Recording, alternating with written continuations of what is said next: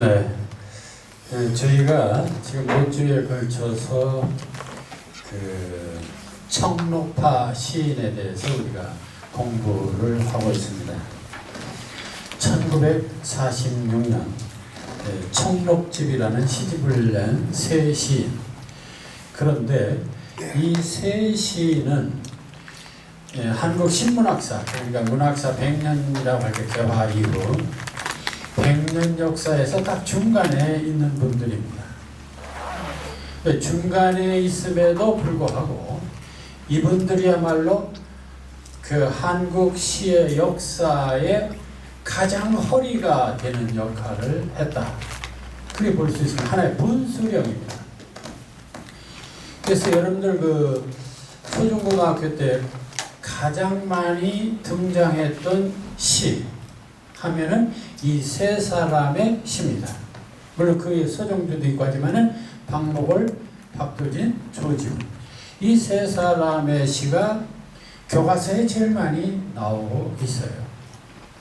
그리고 지금도 예를 들어서 시론을 말할 때 시는 어떻게 써야 되는 것이냐, 한국 시의 특징이 뭐냐, 이런 말을 할 때 가장 대표적으로 거론하는 것이 예를 들어서 김소월 다음에는 바로 이 청록파, 서정주 그 위에 바로 이 청록파 세 사람입니다. 그러니까 이 세 사람이야말로 우리 문학사, 우리 현대 시사에 정말 그 허리가 되는 그런 인물들이다, 이렇게 볼 수 있습니다. 그리고 우리가 지금 공부하고 씻으면서 제가 이제 시창작 원리 해서 어쨌든 시창작에 대해서는 결정적으로 정리를 다 해놨는데 그 책 속에도 가장 많이 인용된 사람 중에 바로 이 청록파 세 시인들의 시가 등장합니다. 그러니까 이 세 사람들의 시와 그 창작 방법은 지금 우리가 공부하는 우리들의 입장에서 마치 우리들의 사표, 모범적인 모범답안 같은 스승 같은 인물들이 바로 이 세 사람들입니다. 그러니까 우리가 이 세 사람의 시 창작 방법, 그들이 추구했던 시세계, 이건 우리가 꼭 배워야만 할 그런 인물들이라고 볼 수 있습니다. 그래서 지난번에 우리가 박두진, 그리고 조지훈, 그리고 오늘 박목월, 이 세 사람의 시와 그 세계 창작 방법을 더듬게 됩니다.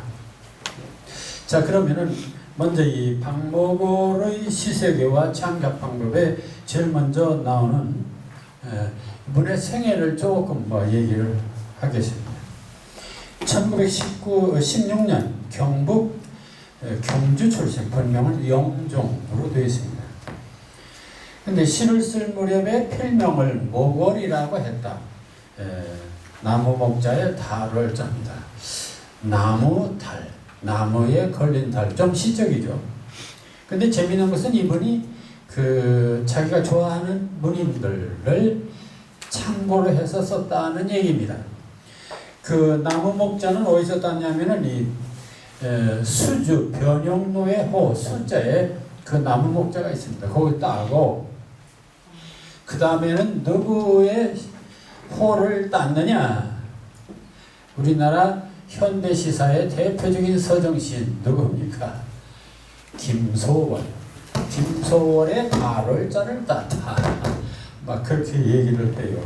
그러니까 이 박목월도 김소월에 대해서 굉장히 좋아했던 시인이다, 이렇게 볼 수 있죠.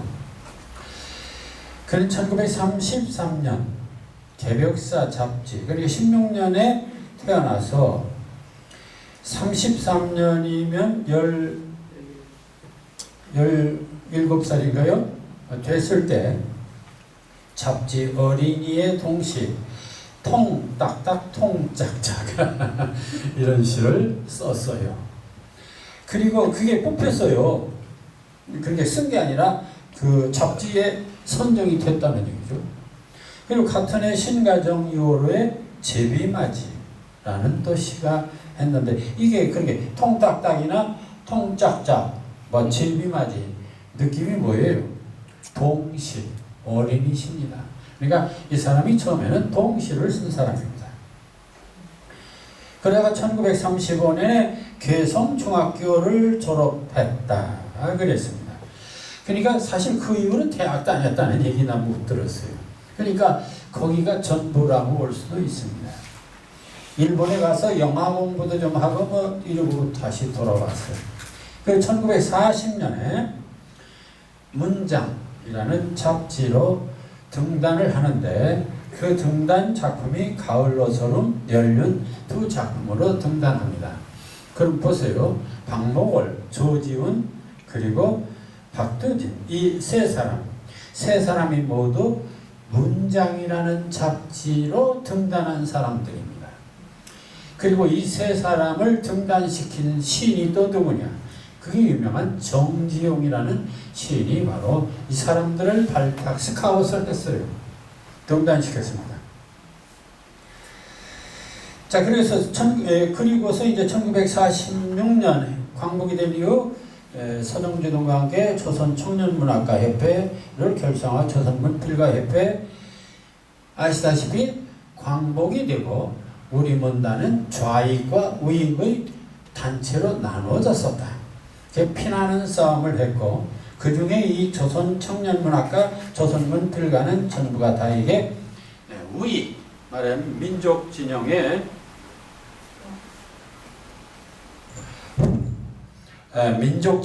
그러한 그러니까 민족 진영이란 말은 바꿔 말하면 자유주의 그런 그 입장에 선 문인들이라고 볼 수 있습니다. 그리고 그 해에 조지훈, 박두진과 함께 청록집이라고 하는 그런 시집을 냈고 동시 초록별이라는 또 시집을 냈습니다. 그리고 49년에 한국문학가협회, 이 한국문학가협회가 지금 한국문인협회 전신이라고 볼 수가 있습니다.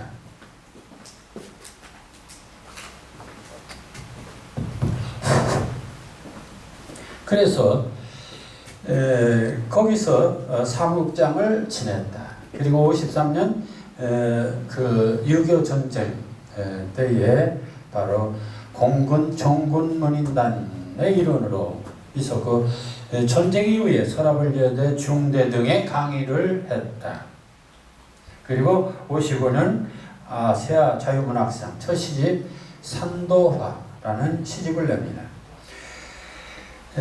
그리고 이분이 그래도 평탄하게 인생을 살 수 있었던 것은 바로 한양대 국문학과 교수로 취임하면서부터 어쨌든 평탄하게 걷습니다. 그 재미있는 게요. 조지훈은 고려대, 그리고 박목월은 한양대, 그리고 박두진은 연세대. 이렇게 문장지에 출발한 이 세 시인들이 다 또 대학 교수로 가게 됩니다. 1962년에 산세알 물세알, 그리고 64년에 청담, 65년에 예술원회원, 68년에 대한민국 문학상 본상을 수상했고 시집 경상도 가랑림, 또 연작 시집 어머니, 박목월 자선집, 그리고 1973년 심상이라는 잡지를 창간하게 됩니다. 이 심상이라는 잡지는 그 아들이 또 맡아서 하고 있죠. 그리고 74년에는 한국시인협회 회장을 맡게 됩니다. 몇 번 얘기했지만 우리나라 시인단체 중에 대표적인 두 단체가 있다. 하나는 한국시인협회, 하나는 한국현대시인협회. 그래서 한국시인협회는 주로 이 전통적이고 이런 서정적인 그런 시인들이고, 현대시인협회는 모더니즘적인 그런 시를 쓰는 사람들의 모임이다.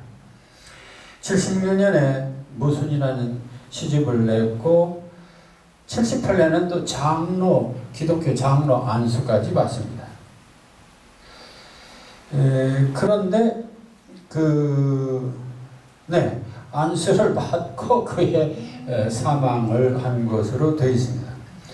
그러면 이 1916년에서 78년이니까 한 65세 이렇게 사신 분이다 이렇게 봐야 되겠습니다.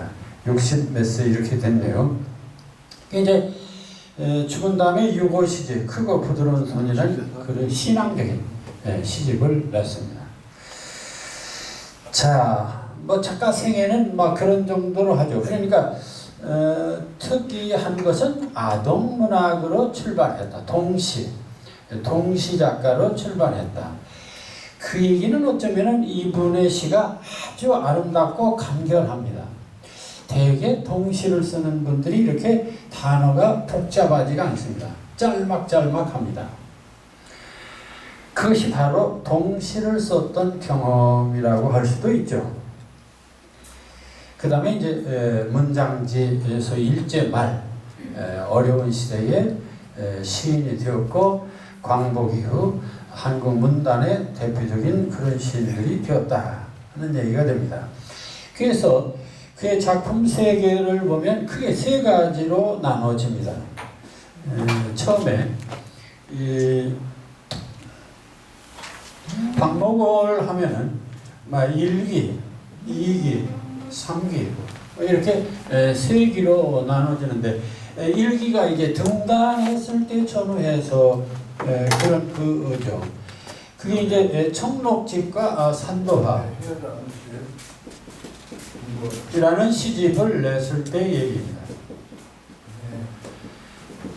사실은 요 청록집과 이 산도화의 시집이 낼 때의 시들이 가장 박목을다운 시를 썼습니다. 그건 재밌는 게요. 조지훈도 문장에서 추천받은 작품이 유명한 작품으로 남습니다. 그리고 박두진도 추천된 작품이 평생 유명한 작품이 됩니다. 근데 박목월은 추천한 작품 가을옷으로 멸류는 별로 알려지지 않았어요. 그러나 어쨌든 그 시대에 썼던 작품, 그게 바로 이 청록집이나 산도화에 있는 작품들입니다. 그게 초기에 썼던 것이 유명하다. 아주 명작으로 남습니다. 이건 뭘 뜻하느냐? 그러니까 어찌 보면은 참이 좀 아주 그 상상력도 풍부하고 그 좀 정신력도 좀 이렇게 아주 예리하고 한 젊은 시절에 썼던 작품들이 유명한 작품으로 남은 공통점이 있다. 이제 그런 점이 좀 특징으로 우리가 생각할 수 있습니다. 초기에는 이런 작품인데 그럼 그 작품이 뭐냐? 철저히 자연, 향토, 자연, 향토, 전통 이런 거. 자연, 향토, 전통. 근데 중기시의 이기, 중기는 뭐냐? 중기는 완전히 그 생활로. 그래 이분이 이거 보면요, 그 시 속에 상당히 그 가난에 대한 얘기가 좀 많이 있습니다. 고생 많이. 물론 6.25 전쟁 치르고 고생들 많이 했겠죠. 근데 어쨌든 그 6.25 전쟁 이후에 그의 시는 초기에 이런 그 자연, 향토, 전통 이런 것에 치중하던 이 시인이 이제 6.25를 지나서 56, 60년 때는 주로 생활, 그 중에서도 가정 이런 문제에 집착을 합니다. 그다음 3기 말기에 가서 그는 경상도 가랑님 무슨 등의 작품인데 주로 인간 존재에 대한 문제를 쓰고 있습니다. 그러니까 적어도 그 시인이 한평생 살면서 어떤 시를 써갈 것인가, 이게 굉장히 중요합니다. 예를 들어서 조지훈 같은 사람은 처음에는 자연, 향토, 전통 쪽에 기울어졌다가 그 다음에는 자유당, 무슨 뭐 4.19, 5.16 이런 험악한 이런 현실 속에서 그가 강조했던 것은 지조를 굉장히 처음에는 향토 하다가 또 지조를 강조했습니다. 일단 박두진은 근데 이분도 처음에는 자연, 향토, 전통 찾다가 나중에는 현실 그에 대해서 비판적으로 많이 했습니다. 그런 특징이 있는데 박목월은 가정, 그 다음에 인생 이렇게 말년을 이렇게 표현하죠. 그게 좀 차이가 있습니다. 자, 박목월이 어떤 인물이냐? 정지용은 북에서는 소월이 있거니와 남에는 박목월이가 날만하다 이렇게 말을 북에는 소월이고 남쪽에는 목월이다 이렇게 얘기할 정도로 높이 평가를 했습니다. 소월이 툭 붉어지는 삭조기 성주는 지금 읽어도 좋더니 목월이 못지않아 아기자기 섬세한 맛이 좋아 민요풍에서 시에 발전하기까지 목월이 고심이 크다 해서 상당히 목월을 높이 평가했습니다. 그 다음에 그 다음에는 이분의 시 속에 아까도 크고 부드러운 손을 했듯이 기독교적인 색채가 상당히 있습니다. 어쨌든 그렇게 잘 시인으로 지내왔지만은 한 가지 이분에게 조금 아쉬운 점이 있습니다. 그건 이분이 5.16 쿠데타 군사 정권 이후에 유경수 여사의 스승이 됩니다. 일주일에 몇 시간씩 스승 노릇했다는 어쨌든 이 박정권 시대에 상당히 권력하고 가까울 수가 있었습니다. 그래서 조금 그런 쪽에 요즘 말하자면 좀 친여 쪽에 이런 작품을 좀 쓴 것도 있고 또 유경수 여사 이렇게 이제 시 선생 하니까 꽤 힘 좀 줬던 그런 흙이 좀 그런 게 있어서 약간 비난을 받은 일도 있습니다. 제가 이제 그 경험을 좀 하나 제가 개인적으로 말하면 이런 게 있습니다. 저는 이 세 시인이 다 인연이 있습니다. 그러니까 이제 조지훈 선생은 지난번에 말한 것처럼 고려대학교에서 제가 석사 논문 지도교수였습니다.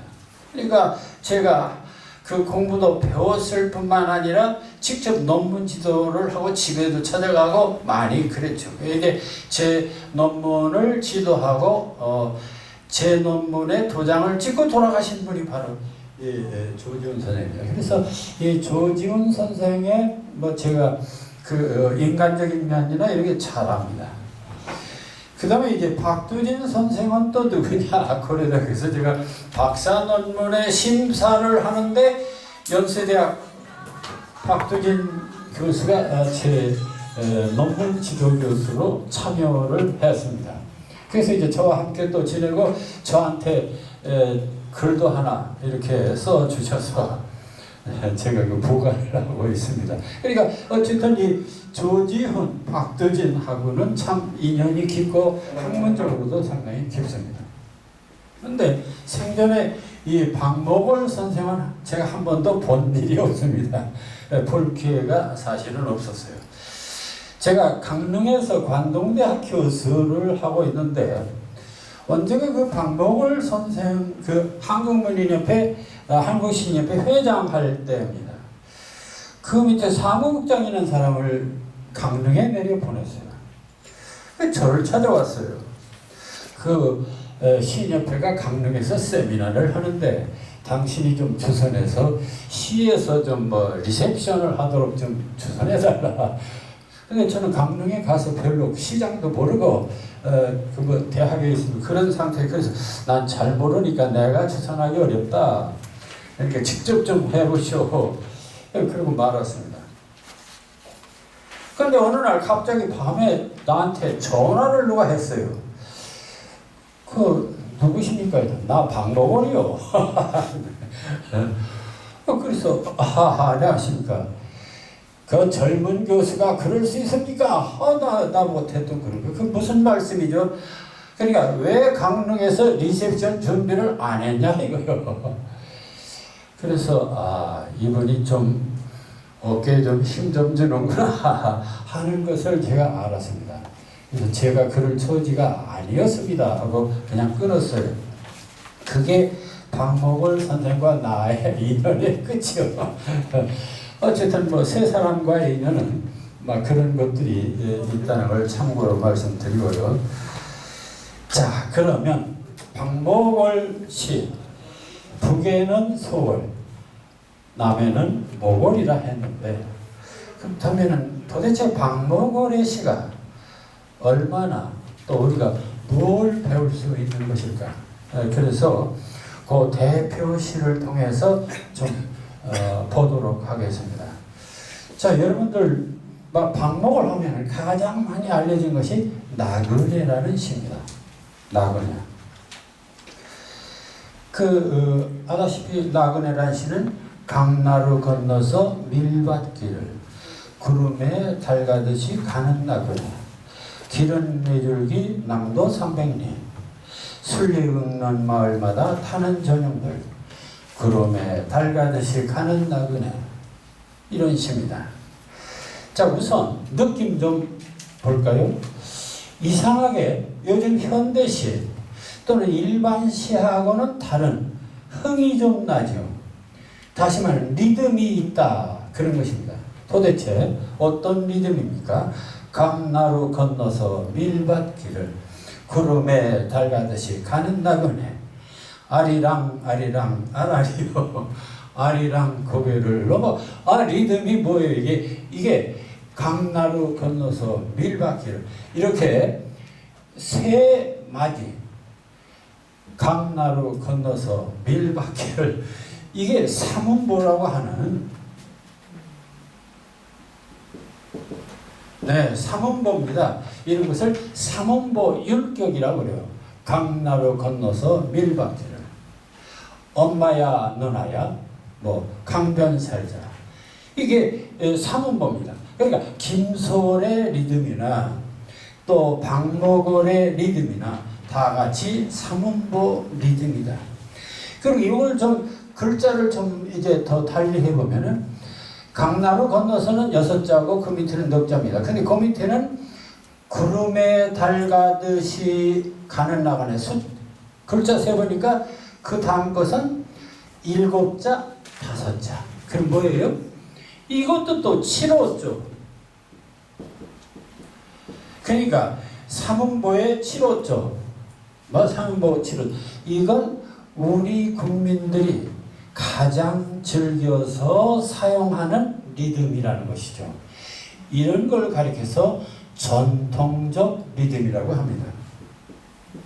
이게 전통적 리듬입니다.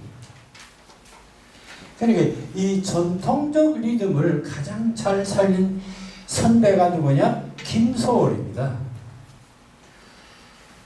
산에는 꽃피네, 꽃이 피네, 가을 봄 여름 없이 꽃이 피네, 강나루 건너서 밀밭길을. 똑같죠? 그러니까 김소월의 리듬이나 박목월의 리듬이나 똑같이 아리랑조예요. 삼음보, 다시 말하면 민요조, 전통적인 민요조 리듬.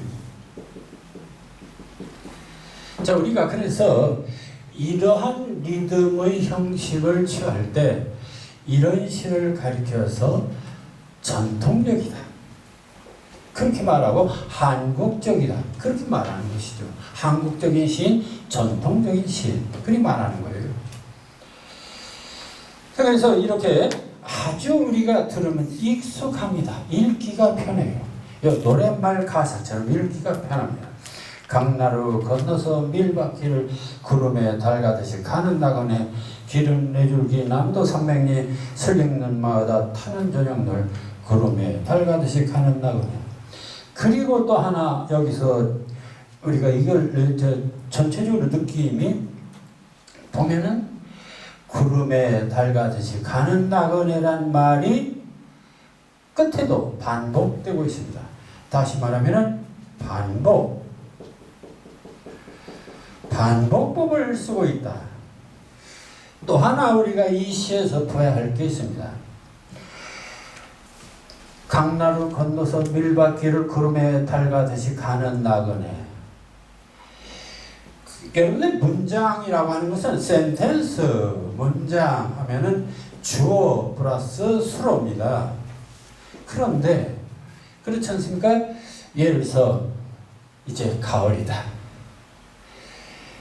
코스모스가 웃는다. 무엇가 어떻다. 무엇이 뭐뭐하다. 이런 표현입니다. 그러니까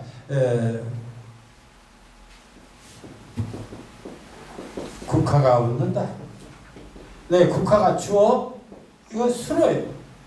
그러니까 문장은, 모든 문장은 끝이 수로로 끝나죠. 동사라든지 이런 수로로 끝나요. 그런데 이 사람의 시는 좀 특징이 있어요. 뭐요?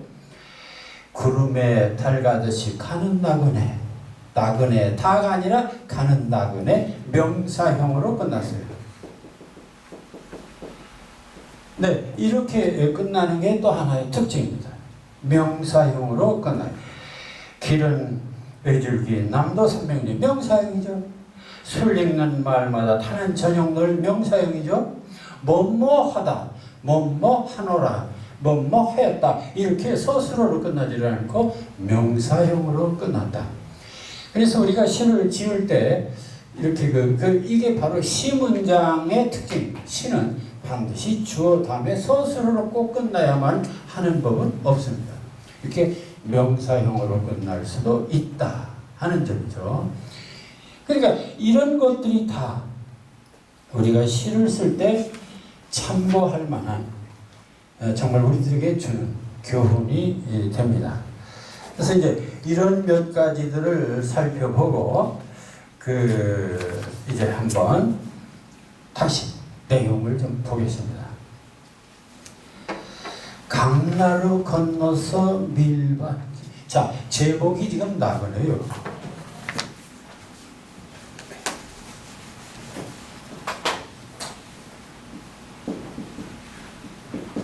아다시피 나그네는 어디서 어디로 이렇게 지나가는 일종의 방랑객입니다. 방랑객.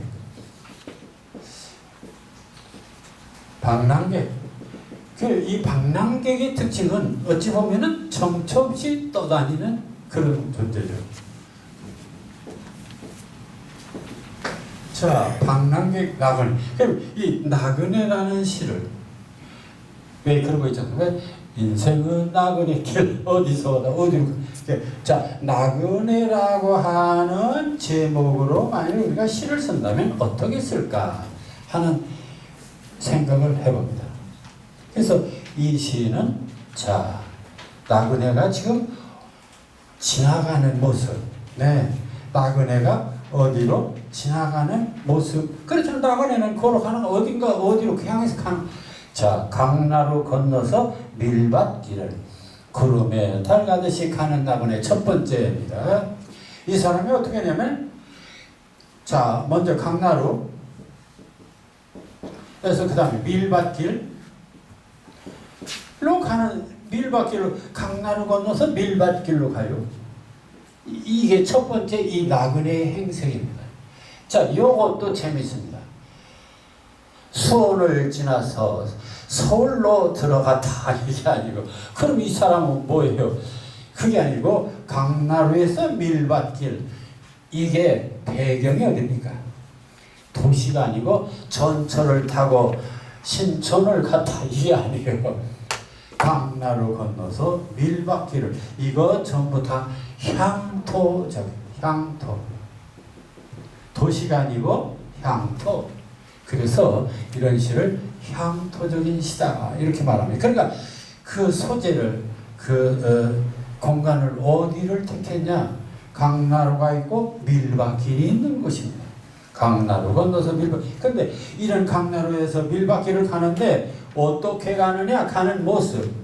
구름에 달 가듯이 가는 나루입니다. 이제 여기서 핵심은 구름에 달 가듯이. 자, 구름이 있고 거기에 달이 있습니다. 그럼 우리가 보통 잘도 간다 서쪽 나라로 하는 그 달, 구름의 달, 이 구름 이상하게 달 혼자 있을 때는 가는 걸 못 느끼는데 구름이 있을 때는 달이 빨리 가죠. 아주 유유자적하면서 가는 모습입니다. 자, 그러니까 이건 어떻게 보면 뭐 생각 없이 그냥 또 빨리 간다고 볼 수도 있고, 자, 서울도 아니고 이런 그 시골 향토색이 짙은 그런 길을 구름에 달 가듯이 가는 나그네 아주 빠르게 이렇게 가는 거예요. 그런데 문제는 이 밀밭길, 그 밀밭길이 어떤 길이냐? 당나 길은 외줄기 남도 300리. 요 길이 어떤 길이냐? 외줄기. 여러 갈래 길이 아니라 외줄기. 그리고 남도 300리나 돼요. 그러면은 외줄기에 300리, 이게 가까운 길이 아니에요. 길은 하나인데 300리 길이에요. 그러니까 멀고 먼 길을 나타내고 있습니다. 멀고 먼 길. 더구나 외줄기야. 혼자. 여기서 뭔가 이 나그네의 외로운 모습을 볼 수 있습니다. 외로움. 그렇죠. 외로운 나그네의 모습을 보게 됩니다. 그런데 그 다음에 이렇게 외로운 외줄기 300리를 가다가 가는데 주변에 그래도 마을이 있을 거 아닙니까? 그래 보니까 술 읽는 마을마다 타는 저녁을 때는 자 지나가는데 그 옆에 마을이 있어요. 근데 여기는 술 읽는 마을마다 타는 저녁 술이 이거예요. 요 술 읽는 마을마다 타는 저녁놀이를 어떻게 해석할 것인가? 자, 술이 읽는다는 건 뭐냐? 흥이 나는 것이고 어떤 그 생성이 있고 뭔가 생명력이 있고 아주 타오르는 기분 좋은 것일 수도 있죠. 타는 그럼 저녁 붉은데 술이 읽어서 정말 이런 데면 살만한 이런 고장일 수도 있죠. 그런데 여기 해석이 분분해요. 왜냐면은 이제 박모고를 좀 싫어하는 사람들이 이 부분에 대해서 좀 비난합니다. 이게 때가 언제냐? 1940년에서 45년 사이.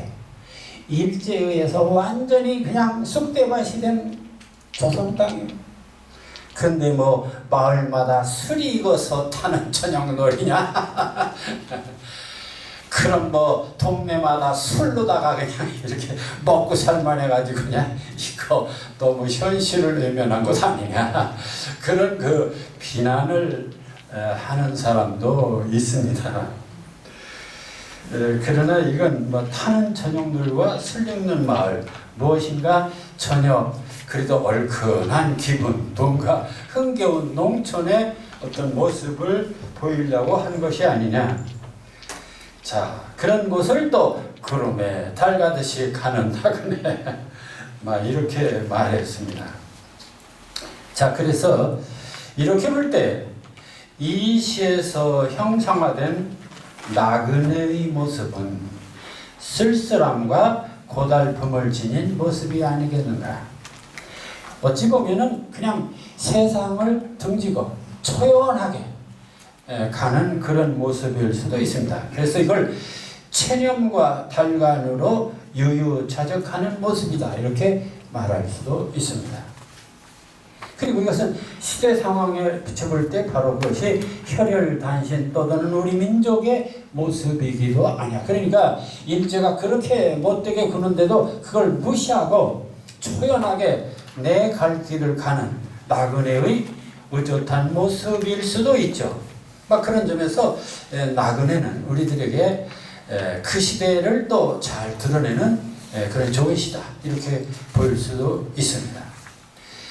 그러니까 이 조지훈이나 박두진이나 이분들 이 세 사람들이 공통적으로 그 시대의 아픈 현실을 이러한 그 시를 통해서 형상화시킨 공통점이 있습니다. 그 대신 이들은 셋이 공통적으로 일제에 아부하지 않고 뭐 군대 가라고 뭐 저 이렇게 그저 의안부 나가라고 이렇게 선동하지 않고 차라리 그냥 숨어서 이런 시나 쓰면서 초연하게 살았다. 이게 바로 이분들의 장점입니다.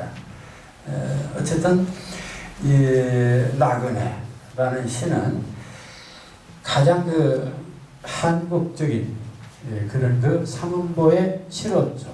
반복보, 명사형이라고 하는 특징을 살리면서 향토적이고 전통적인 민요가락에 어울리는, 그러면서 인생의 어떤 그 초연하고 달관된 모습을 보이는 막 그런 거라고 생각이 됩니다.